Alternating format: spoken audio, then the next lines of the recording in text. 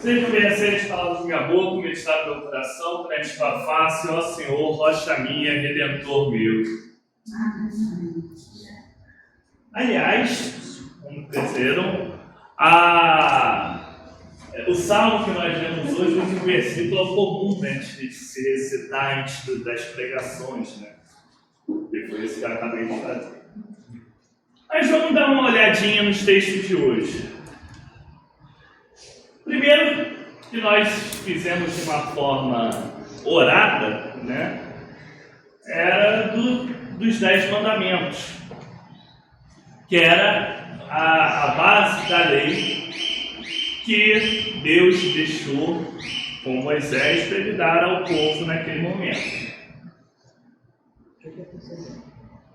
Dos 10 mandamentos, a gente pode ver que não tem nada de muito absurdo.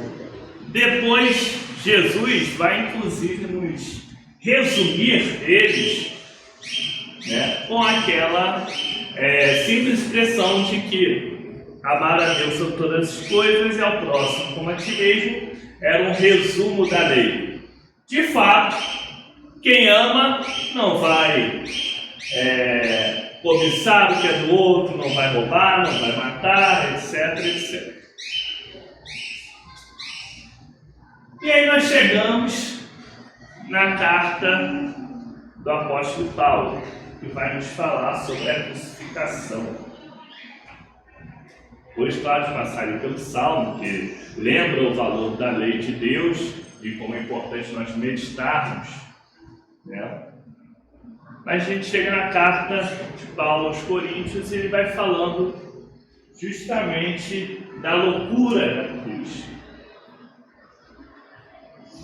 A ideia da crucificação, a gente já falou isso um pouquinho no domingo passado, mas a gente volta a esse assunto um pouco de novo. É uma ideia muito assustadora para a maioria das pessoas.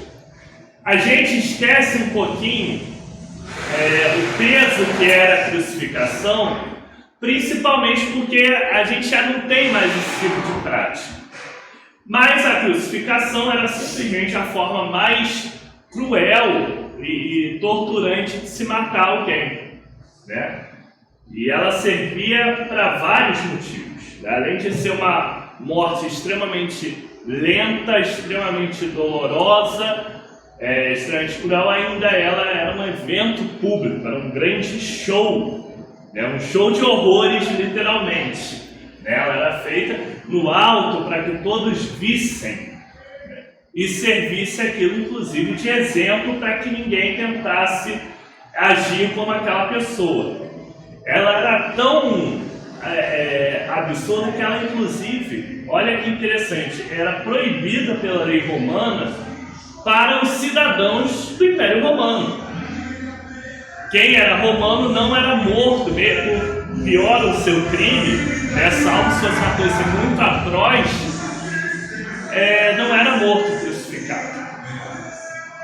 Era morto decapitado, que era uma morte menos sofrida, talvez, né? O apóstolo Paulo, que era cidadão romano, tinha cidadania romana, mesmo sendo judeu, ele não foi morto crucificado, como foi Jesus, como foi o apóstolo Pedro, né, como foi o apóstolo André. Ele foi morto decapitado, que era considerado uma morte um pouco mais nobre, mais digna. Até isso a gente tem. A crucificação era considerada uma coisa tão chocante que ela era reservada só aos povos inimigos, né? Era reservada aos considerados piores dos povos inimigos. Então imagina, né, como é que era uma coisa horripilante naquele momento. Então falar que o Filho de Deus, falar que o escolhido de Deus, falar que alguém que de alguma forma representa o divino morre na cruz, era um choque absurdo para todo mundo que ouvia. Era um choque para os judeus, que imaginavam, inclusive, o Messias como um grande guerreiro que ia libertar o seu povo, né? Ia ser um grande rei, como foi Davi, como foi Salomão. Imaginar ele condenado era uma coisa chocante. Mas também era chocante para os gregos, para os romanos, para os diversos povos que tinham contato com a mensagem. Era muito chocante para eles essa ideia de que Deus pudesse deixar seu filho sofrer essa que seria a pior coisa que eles conseguiam imaginar. Isso não faria sentido para eles. Porque a ideia que as pessoas tinham e que muitas vezes as pessoas têm é o do Deus só da vitória, da majestade, do que é poderoso. E aí o que o cristianismo traz de novidade é justamente o Deus que sofre com as pessoas, o Deus que também é Deus na fraqueza, o Deus que é Deus na loucura, né? Como na loucura da cruz, o Deus que é Deus até no que dá errado. É o Deus que Ele está conosco, né? Emmanuel, Deus conosco. Ele é o Deus que sofre junto de nós. O Deus que se compadece. O Deus que lá, quando no Antigo Testamento, embora isso já vinha vindo de lá, mas talvez não teve essa ênfase que o cristianismo deu. E quando vê o povo sofrendo no Egito, ele fala que ele ouve os clamores dele, ele sofre junto com aquele povo. E ele se sujeita, né, a passar por essa experiência horripilante que é a cruz.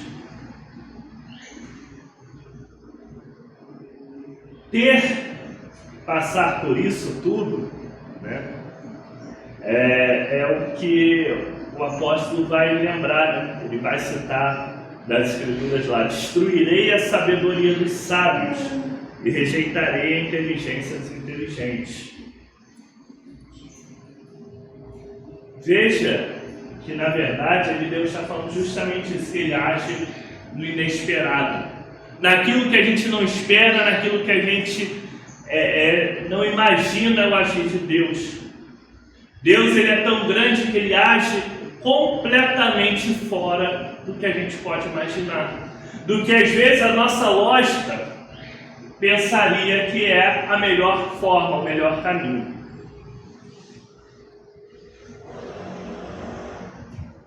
E aí, pensando nessa questão do melhor caminho, da melhor forma, né?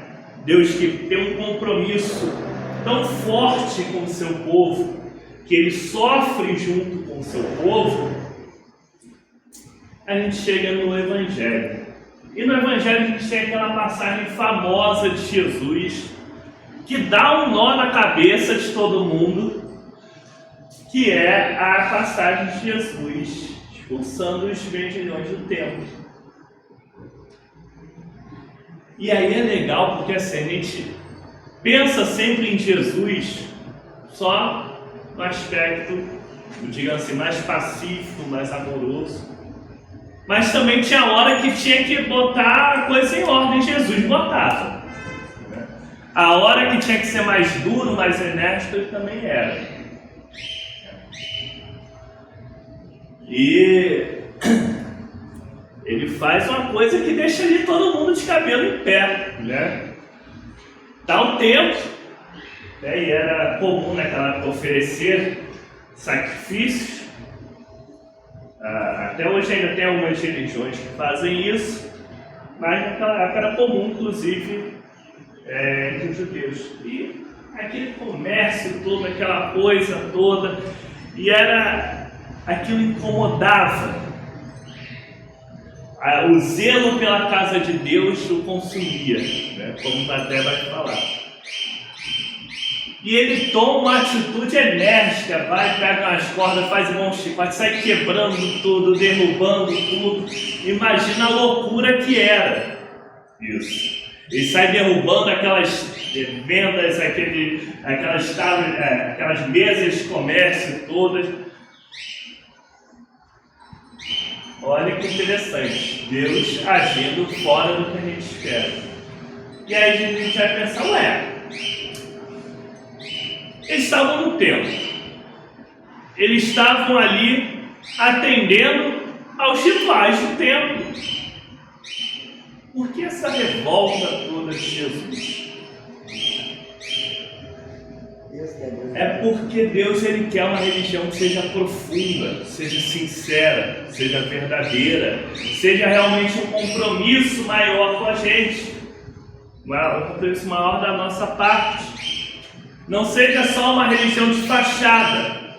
Não seja lá, você chega lá, paga a fé de meia dúzia de ritual e acabou. Inclusive, enriquecendo quem e por quê.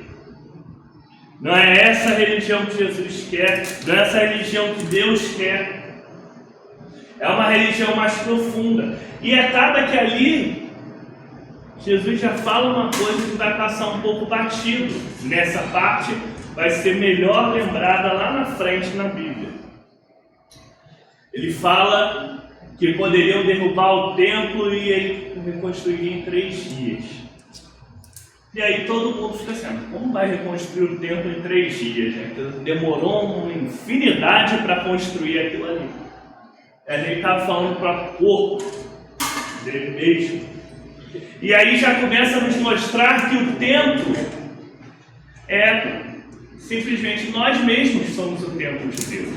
Nosso corpo é o templo de Deus, é o templo do Espírito Santo.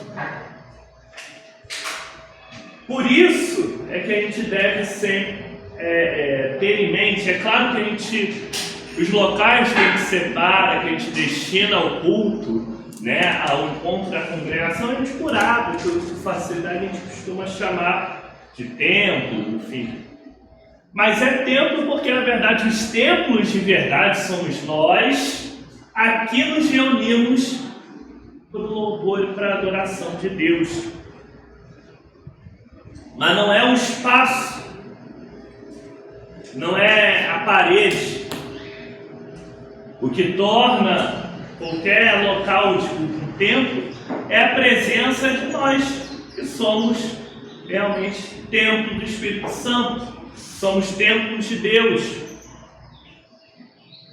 E é por sermos templo de Deus que a nossa adoração não se resume a uma liturgia, a um momento juntos em que nós sentamos para fazer algum ritual. Não. Como eu sempre gosto de frisar, aqui nós nos fortalecemos para ir viver a fé lá fora. Se nós somos o templo, devemos estar vivendo em adoração permanente a Deus. A nossa vida deve ser um ato de adoração a Deus. Devemos nos comprometer com a nossa própria vida. Devemos viver o Evangelho o tempo todo. E isso, quando a gente fala de viver o Evangelho o tempo todo, não é simplesmente ficar o tempo todo mostrando, olha, né, como santo, como isso, como aquilo, olha como eu faço mais. Não. Aliás, o texto falou ali hoje, né, para a gente se libertar da arrogância. Viver o Evangelho o tempo todo é lembrar que sim, a nossa vida e o nosso mundo são presentes que Deus nos deu. Sim, nós devemos cuidar e zelar muito bem por esses presentes. Sim, nós estamos aqui também por algo a mais. Nós estamos aqui para realmente viver o amor de Deus e viver o amor ao próximo, que é aquilo que Jesus ensinou, que é o resumo da lei.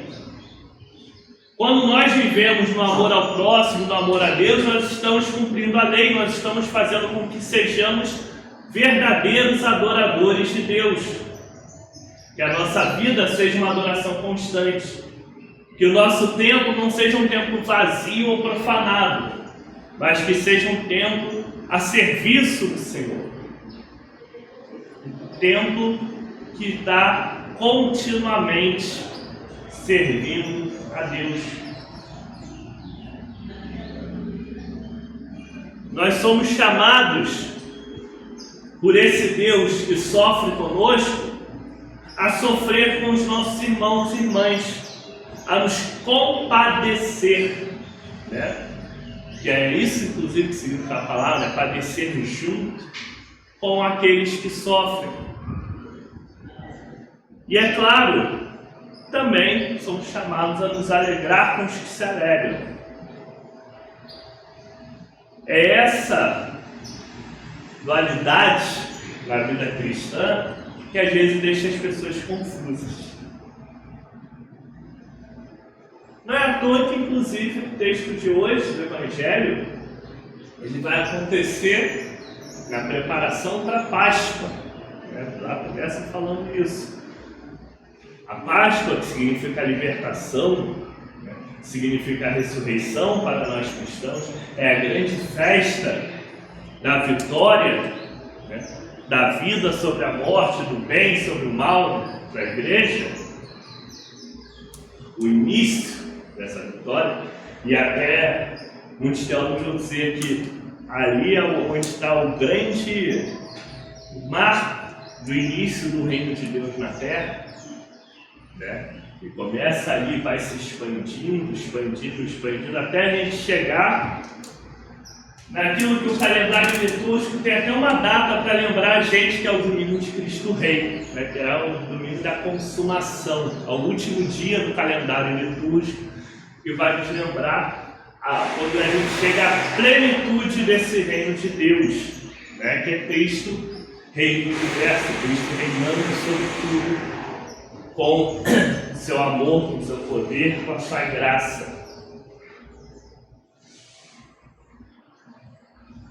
Nós somos chamados nesse período da Quaresma, especialmente hoje, a buscarmos uma religião que seja profunda, uma religião que seja sincera, uma religião que seja para a nossa vida.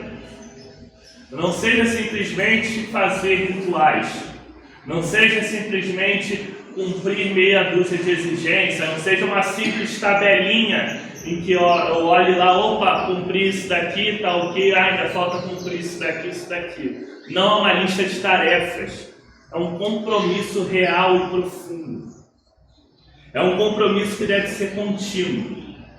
E nós somos chamados a isso, especialmente hoje, viver de uma forma intensa esse compromisso com Cristo, esse compromisso com Deus, esse compromisso com a fé que nós recebemos com as boas novas.